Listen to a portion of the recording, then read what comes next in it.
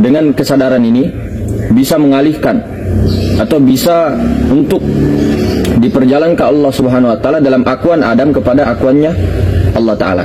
Jadi mengembalikan pelan-pelan akuannya Adam kepada akuannya Muhammad, kemudian akuannya Muhammad dikembalikan kepada akuannya Allah Subhanahu wa taala. Bukan mau mengaku Adam, bukan mau mengaku Nabi Adam ya, bukan mengaku Nabi Muhammad, bukan mengaku Allah. Adam di sini yang dimaksud adalah rasa Adam, rasa tercelah, rasa iblis. Nah, rasa apa itu yang selalu merasa melihat, mendengar, hidup dan sebagainya ya. Ini mau dinaikkan kesadarannya di akunya Muhammad. Bahwa ruh yang melihat, telinga yang mendengar, ruh yang mendengar semuanya ruh. Kemudian naikkan lagi kesadaran bahwa ruh ini tidak bisa apa-apa kalau tidak ada yang maha hidup atau zat Allah Subhanahu wa taala. Itulah zat hayyunnya Allah. Maka itulah keakuan inilah yang mau dikembalikan kepada akuannya Allah. Bukan mau mengaku Allah. Akuannya Adam itu mau dikembalikan ujung-ujungnya, pangkalnya kepada akuannya zat Allah Subhanahu wa taala. Maka tujuan daripada khalwat itu sebenarnya diam sedam-diamnya, kosong sekosong-kosongnya, hingga yang ada hanya Allah Subhanahu wa taala. Jadi makanya ketika sebelum menutup mata di dalam khalwat itu, kita biasanya hisap napas, tahan napas itu 7 kali ulangan. Jadi kita ibaratkan rasa Adam itu yang ada di pusar itu ya. Kita naikkan hisap napas, ini ibarat perumpamaan naik ya, naik kesadarannya. Jadi rasa Adamnya naik ke hisap napas, naik ke tengah-tengah rasa Muhammad, kemudian naik kepada rasa Allah. Jadi rasa Adam ketika kita menghisap napas, hisap napas, ini kan naik kalau dihisap. Hisap. Nah, ke Muhammad, hisap lagi sampai full, tidak ada lagi ini. Nah, itu rasa Allah. Nah, ini metode. Jadi seolah-olah ketika kita sudah menghisap dari rasa Adam, ya, itu rasakan hisap napas, pas sampai pertengahan napasnya, nah itu rasa Muhammad, kemudian sampai full, tahan di pusar. Nah, ini sudah di rasanya Allah. Maksudnya rasa Allah itu, rasa akunya Allah sudah di atas, di atas akunya Allah. Nah, kesadarannya itu sudah di paling puncak kesadaran tertinggi, kesadaran akunya Allah. Di maha ruang, di sekosong itu, di zat. Nah, jadi itu ya sebelum menutup mata. Jadi hisap napas itu seolah-olah Adam ini yang dari pusar, kita hisap napas sampai di tengah Muhammad, kemudian sampai habis itu keakuannya Allah. Jadi akunya Allah pada saat itu menahan napas. Nah, ya. Kemudian apa yang berbunyi di dalam batin kita, detakan jantung itu, detakan tek tek tek tek tek. Nah, itu detakan daripada Nur Muhammad. Maksudnya itu mengatakan, Nur Muhammad mengatakan Allah, Allah, Allah, Allah. Nah, secara lahirianya, qalbu sanubari yang jantung itu tek tek tek. Nah, secara hakikatnya itu Nur Muhammad yang berkata Allah, Allah, Allah, Allah. Nah, itu ketika sambil ditahan di pusar, itu rasakan Allah, Allah, Allah. Rasakan bahwa itu Nur Muhammad. Nah, maka sudah seperti itu barulah masuk di dalam metode Muhammad Rasulullah. Muhammad itu jadikan batang tubuh ini Muhammad. Kemudian napas ini adalah Nur atau Rasul atau Ahmad, yang mana-mana bagusnya, terserah. Muhammad itu batang tubuh. Supaya cepat ingat atau cepat sadar, pahami dulu, baca dulu kepala itu huruf mim ya. Kemudian ini huruf H, kemudian mim pusar, dal itu adalah kaki. Jadi ketika melihat wajah atau bercermin atau wajahnya orang, langsung Muhammad, batang tubuh Muhammad, mim ha mim dal. Nah, kemudian jadikan ini Ahmad, napas naik turun ini Ahmad atau Nur atau Rasul, mana-mana saja. Jadi Muhammad Rasul atau Muhammad Nur atau Nur Muhammad ya, batinnya Nur, zahirnya Muhammad, batang tubuh. Jadi kita tidak lagi mengatakan ada si Adam yang rupa-rupa tadi sudah kita hilangkan, naikkan kepada kesadaran tertinggi, akunya zat. Bukan aku zat, tapi akunya zat Allah. Nah, begitu ya. Jadi sudah dikembalikan ke sana. Nah, baru di dalam perjalanan itu jangan pernah terkesan, saudara. Jadi jadikan tadi Muhammad batang tubuh, Nur nyawa atau Rasul nyawa, napas itu ya, atau Ahmad. Kemudian menutup mata, memejamkan mata, pergi ke ujung batang hidung. Di ujung hidung itu.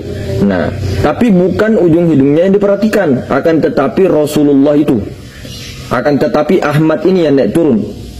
Ahmad, atau Nur ini, Nur. Kalau masih bingung, Nur ini yang dinaik turunkan, atau Rasul atau Ahmad, sama saja. Jangan tertipu nama. Mau itu Nur, mau Ahmad, mau Rasul, sama saja. Mau Nur Muhammad, sama saja. Ini perhatikan, ini naik turun. Nah, coba rasakan, coba sadari, coba, bisa nggak? Tanpa berpikir, ya, sementara dulu nih, tanpa berpikir-pikir, tanpa merasa-rasa, bukan rasa ya, merasa-rasa, jangan merasa-rasa ada perasaan apa, hilangkan dulu rasa-rasa berpikir itu apa segala macam, semua buang dulu. Nah, coba pejamkan mata.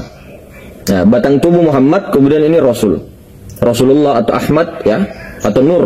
Nah, ini coba naik turun ini. Jangan lagi memandang napas dalam pandangan batin, Nur. Nah, coba nurnya naik turun nih. Coba rasakan naik turun. Jangan dilawan. Kalau mau naik dia, turun dia, itu rasakan. Merasakan nggak? Kalau sudah merasakan, kelihatannya kita yang merasa ya. Kelihatannya kita yang menyaksikan atau sadar.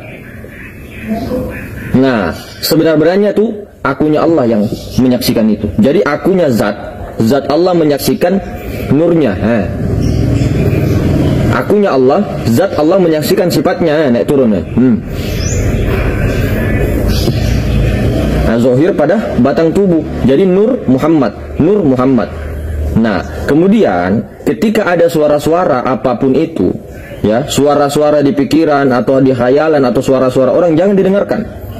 Nikmati saja, maksudnya jangan didengarkan, jangan hiraukan.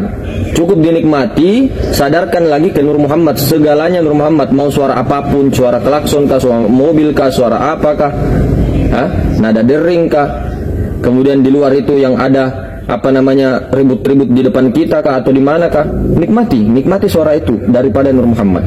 Kemudian ketika ada khayalan-khayalan juga, nikmati saja Nur Muhammad, tapi jangan terpaku di situ, jangan dihiraukan, jangan diikuti terus. Kembalikan lagi kesadaran ke napas itu, kembalikan lagi menyaksikan napas. Jadi zat yang menyaksikan sifatnya. Ya, ini kita bicara syariat, kita yang menyaksikan napas. Tapi bicara hakikat tadi, ya, setelah tarki, setelah menjadikan tadi Muhammad Rasul Allah, Muhammad Nur Allah, ya, di situ Allah yang menyaksikan Nur Muhammad. Jadi begitu. Diam. Jadi jangan berpikir-pikir, jangan merasa-rasa. Sadari napas itu kita bahasa syariat, sadari napas yang naik turun itu. Diam sediam-diamnya. Nah, ketika orang diam sediam-diamnya, itulah petunjuk wahyu sejati itu ada. Akan tetapi kalau kita sibuk berpikir kemana-mana, pikiran itu adalah nafsu sebenarnya. Apalagi tidak di dalam kesadaran. Tapi di sini, ya, kholwat itu banyak macamnya. Semedi, meditasi, sama saja. Akan tetapi di sini bukan hanya berdiam, tapi sadar Nur. Bukan hanya diam, tidak tahu apa-apa, kosong, enggak. Tapi sadar Nur itu kesadaran. Jadi sadarnya itu yang naik turun itu Nur atau Ahmad atau Rasulullah. Yang menyaksikan itu Allah, zat menyaksikan sifat. Bukan hanya diam saja, kosong, hampa, enggak. Tidak. Betul-betul diam dalam kesadaran Nur Muhammad itu. Begitu. Apa yang dibaca? Diam dalam kesadaran Nur Muhammad. Jadi salawatnya salawat batin tanpa huruf, tanpa suara. Jadi kalau ada yang torikohnya Naksabandiyah Khalidiyah atau apa, itu sambil Allah terserah, tidak apa-apa, bisa digabung juga. Yang penting duduknya kesadarannya, zat menyaksikan sifat, Allah menyaksikan Muhammad. Mana Allahnya, tidak usah dicari. Zat Allah itulah yang menyadari akan naik turunnya itu Nur Ahmad. Tidak usah mengaku-ngaku Allah.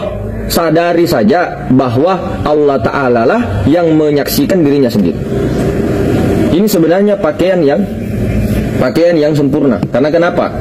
Kita tidak bertahan terus di akuannya rasa Muhammad. Ya, jadi kesadarannya itu begini, tuan-tuan. Kalau kita merasa melihat ya Nur Muhammad, ini masih kesadaran Adam, karena masih ada kita, ada Nur Muhammad, ya. Tapi kalau kita merasa kita merasa melihat yang kosong maharuan ini, kita melihat maharuan ini juga masih rasa Adam.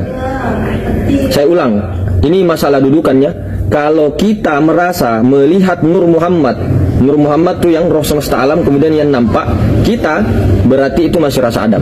Kita merasa loh melihat Nur Muhammad, itu masih rasa Adam.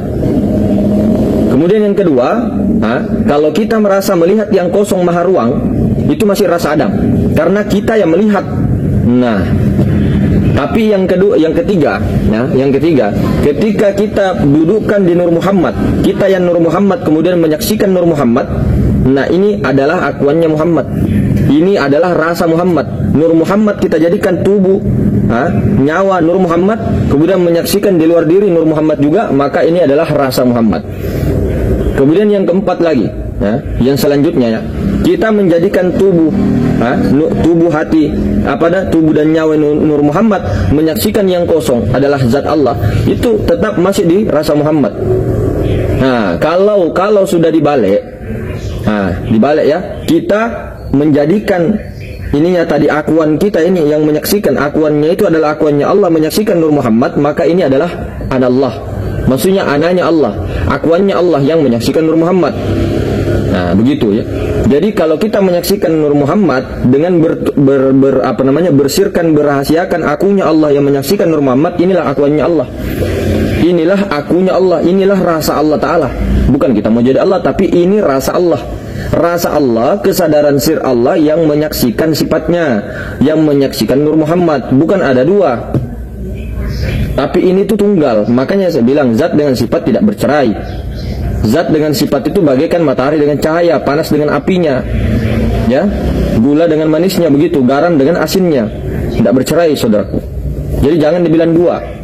Nah, itu tadi akuannya Allah menyaksikan Nur Muhammad. Nah, inilah puncak sebenarnya.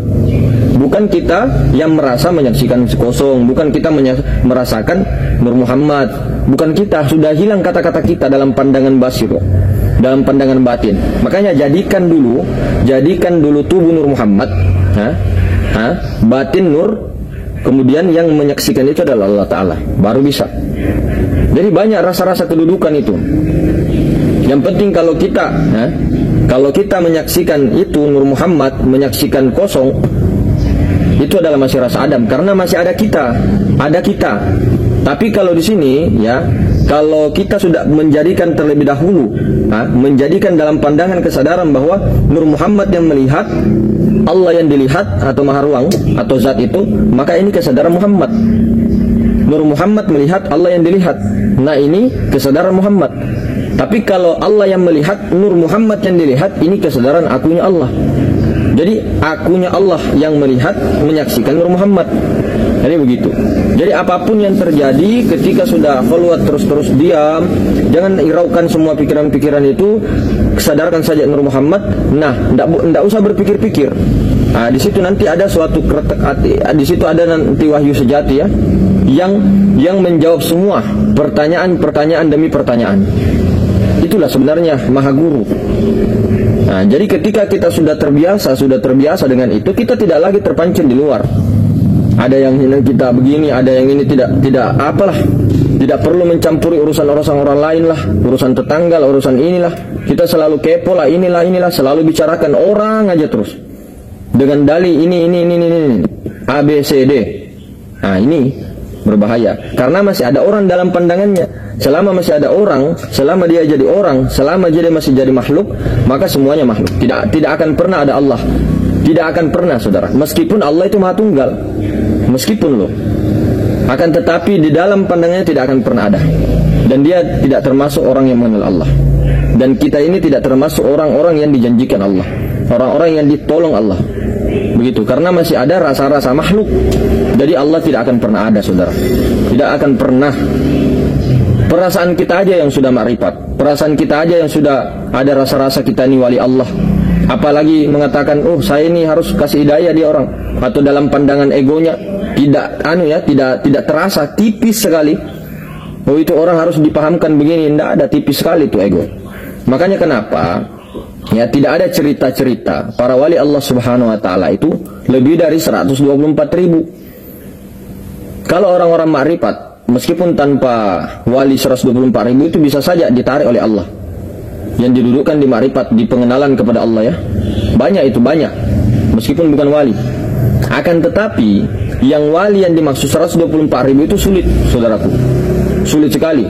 Memang pada hakikatnya semua di alam semesta, baik itu apapun dari Nabi Adam sampai manusia terakhir, itu adalah wali Allah, kekasih Allah, khalifatullah, karena dia diutus sebagai pengganti hakikatnya loh ya.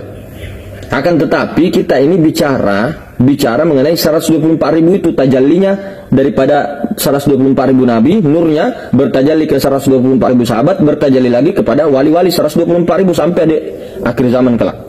Itu yang kita bicarakan. Maka untuk menjadi wali 124.000 itu tidak gampang. Yang pertama, dia harus punya sanad yang bersambung, rantai emas, lengkap dengan silsilah sanadnya sampai baginda Nabi SAW. Ini syarat pertama. Yang kedua, dia harus wajib ada izin daripada mursyid sebelumnya. Mursyid sebelumnya ada mursyid sebelumnya izin, dan ada sanadnya lengkap, sanadnya sampai baginda Nabi. Yang ketiga, dia wajib untuk bertemu Nabi Khidir secara langsung. Yang keempat, dia juga pasti punya sanad kepada Nabi Khidir. Dia punya sanad keilmuan sampai situ, dan jelas guru-gurunya jelas. Maka inilah yang dikatakan 124.000, termasuk dia, beliau-beliau. Tapi kalau kita hanya bermodalkan ditarik oleh Allah ma'rifat, kemudian kita tidak mentahqiq, pergi ke guru-guru mursyid ya, yang sanadnya tersambung, berbahaya saudaraku, sangat berbahaya. Nah, inilah yang ditakutkan. Maksudnya berbahayanya itu ketika dia merasa wali. Jadi wali itu cuma 124.000, syaratnya susah. Kalau ma'rifat, orang soleh, nah itu bisa saja. Orang ma'rifat itu tidak perlu ini itu dan sebagainya. Tapi kalau berbicara masalah wali kekasih Allah yang kita masuk 124.000 itu, al ulama warasatul anbiya itu tidak gampang saudaraku. Itu tadi syarat-syaratnya banyak itu. Begitu. Jadi jangan sampai ada rasa-rasa kita hanya belajar ma'rifat kemudian mentang-mentang sudah merasa kenal Allah. Nah, tidak ada dari sanad-sanad itu tadi. Jangan harap mau jadi wali Allah. Wali yang 124.000 al ulama rasul anbiya itu tidak mungkin. Itu sudah patennya, itu saudara. Itu sudah menjadi ijma' para ulama, ijma' para wali-wali Allah. Kalau tidak percaya, nanti hubungi nomor kita di deskripsi. Saya minta satu nama saja ya. Ulun pribadi minta satu nama wali Allah subhanahu wa ta'ala yang tidak mempunyai sanad sampai Rasulullah. Nah itu, ini berbicara 124.000 ya, al ulama rasul anbiya. Nah itu, saya minta namanya siapa namanya, siapa. Semua ada sanadnya melalui jalur Nabi Muhammad sampai ke situ ke Rasulullah, kemudian jalurnya sampai Sayyidina Khadir. Dan pasti pernah bertemu dengan Nabi Khidir secara lahiriah, dan sanadnya juga nyambung.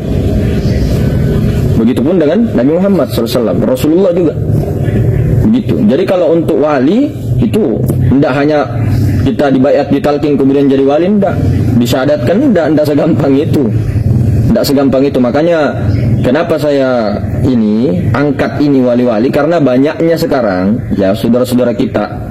Nah, kita ini saja kembali ke diri, tidak sadar bahwa dengan belajar ma'rifat sudah merasa wali. Anda saudaraku, belum tentu. Kalau memang wali yang secara awam, yang secara kita tahu ya, yang ma'rifat atau itu, ya silahkan aja. Tapi yang kita bahas ini 124.000. Masalahnya wali yang dibahas ini yang al ulama rasul anbiya itu. Bukan hanya paham syariat, bukan hanya paham ini dan itu, tapi memang paham di 4 bidang itu. Kemudian beliau punya yang nyambung rantainya, rantai emasnya. Sekalipun dia pertama ditarik oleh Allah untuk ma'rifat, dia pasti pergi untuk mentahqiq. Masa dia menafikan mazharnya, wujudnya Allah Ta'ala yang zahir itu? Tidak mungkin. Kalau wali-wali itu tidak mungkin. Pasti dia terus mengambil mentahqiq dirinya untuk ditahqiq. Apakah sudah benar ini perjalanan saya begini-begini? Pergi ke sanad yang bersambung. Nah itu baru benar. Itu wali itu. Orang-orang begitu. Jadi itu tadi saudara-saudara, hati-hati juga. Jangan sampai ada perasaan bahwa kita ini yang belajar ma'rifat begini, ilmu-ilmu ma'rifat begini terus sudah wali. Jangan ada rasa begitu. Jadi ini sengaja kita buka supaya kita buang rasa-rasa itu. Tidak ada lagi rasa-rasa itu. Nah karena ini hijab Ini hijab saudaraku. Jadi mungkin kurang lebih begitu. banyak-banyak berkhalwat. Khalwat itu ada dua, seperti yang kita bilang. Ada khalwat secara khusus di kamar, ya, diam, melatih diri. Nah, tapi sesungguhnya khalwat yang luar biasa adalah khalwat di tengah keramaian.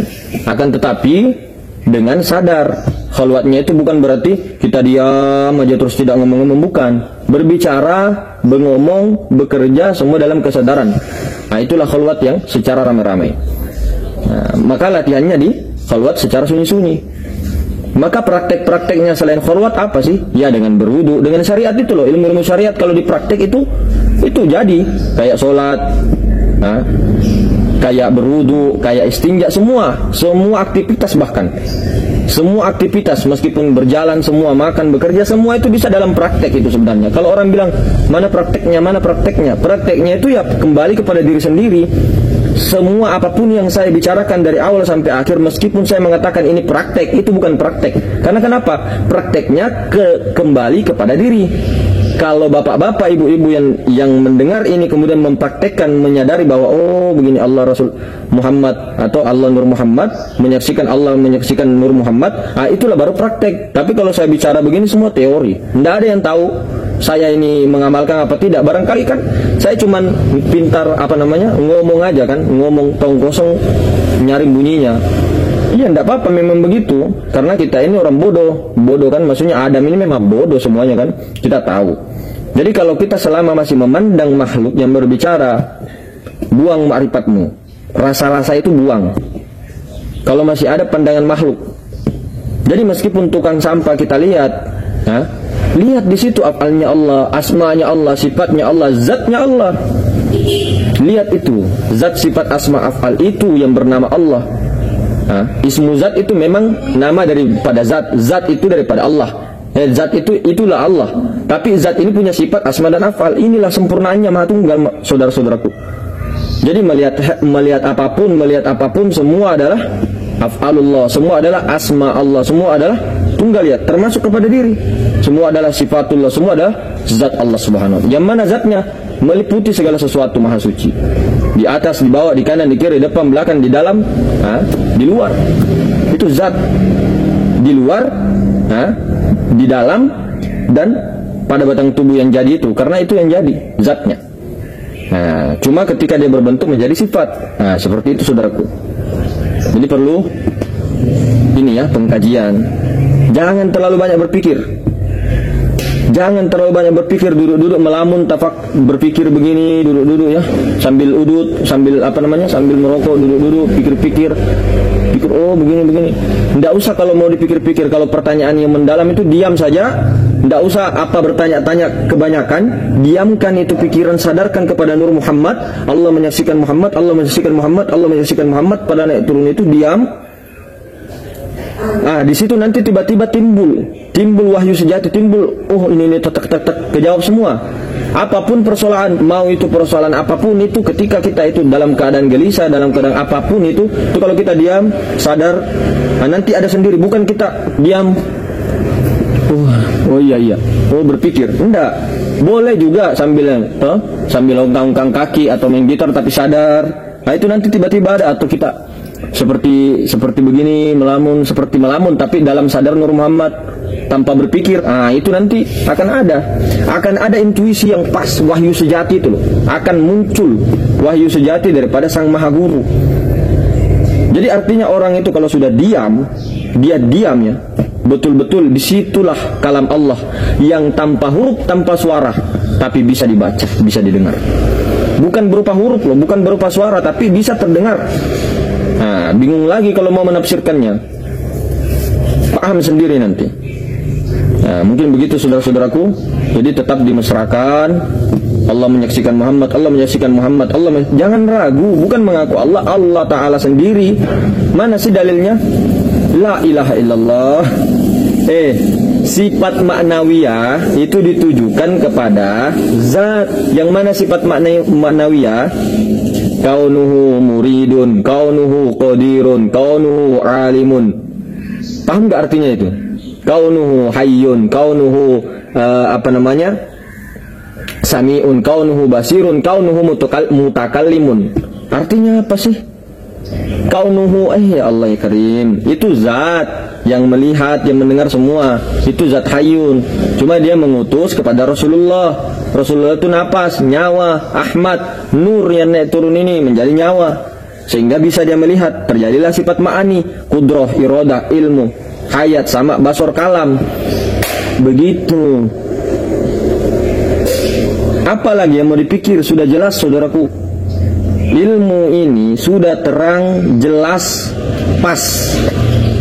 Tapi yang namanya iblis, ya, entah itu di dalam diri, itu iblis juga, pikiran-pikiran, perasaan, di luar pun iblis juga. Nah, itu memang sebagai penguji saja itu. Apakah kita ini ragu dengan itu? Kalau saya pribadi, ulun pribadi ya, ini kelihatannya kita bicara saya karena tidak mungkin kita bicara langsung ke hakikat terus ya, ke ma'rifat terus. Yang namanya dizohirkan ya pasti syariat. Kalau saya sendiri, sekalipun apapun yang terjadi saya tidak akan bergeser. Apapun yang terjadi, bukan bagaimana-mana, jadilah, kuatkanlah, tancapkan ke dalam-dalam. Jangan ragu-ragu saudara. Jangan ragu-ragu. Saya yakin di dalam nurani itu tidak akan bisa berbohong. Cuma pikiran selalu mau, waduh, tidak bisa saya ini, belum sanggup. Itu. Tapi tidak apa-apa, pelan-pelan saja. Perbanyak sholawat. Sallallahu ala Muhammad, perbanyak. Saksikan itu, yang mengatakan sallallahu ala Muhammad dalam lisan ataupun dalam hati itu Nur Muhammad. Nah, yang menyaksikan itu, yang mendengar itu Allah Ta'ala. Kok bisa Allah mendengar? Kaunuhu sami'un, kaunuhu mutakallimun, kaunuhu, itu loh. Kembalilah ke sifat ini, sifat maknawi sama ma'ani, kalau mau jelas. Begitu ya. Jadi yang melihat ini adalah, pelan-pelan yang melihat ini adalah sifat ma'ani, yang roh. Tapi sebenarnya yang roh ini tidak bisa melihat, karena dilihatkan oleh sifat maknawiyah yang maha ruang, yang zat. Tapi zat bukan hanya di luar, bukan alat di luar diri, tapi zat itu di atas diri kita, di bawah diri kita, di kanan kiri, depan belakang, dan di dalam, dan batang tubuh. Nah, itulah zat. Makanya dikatakan sir rahasia, bukan mau diserupakan. Jangan lihat yang menyerupai itu jasmani, tapi lihatlah zatnya yang ada di dalam, di luar, dan sebagainya. Begitu saudaraku. Mungkin begitu. Assalamualaikum warahmatullahi wabarakatuh.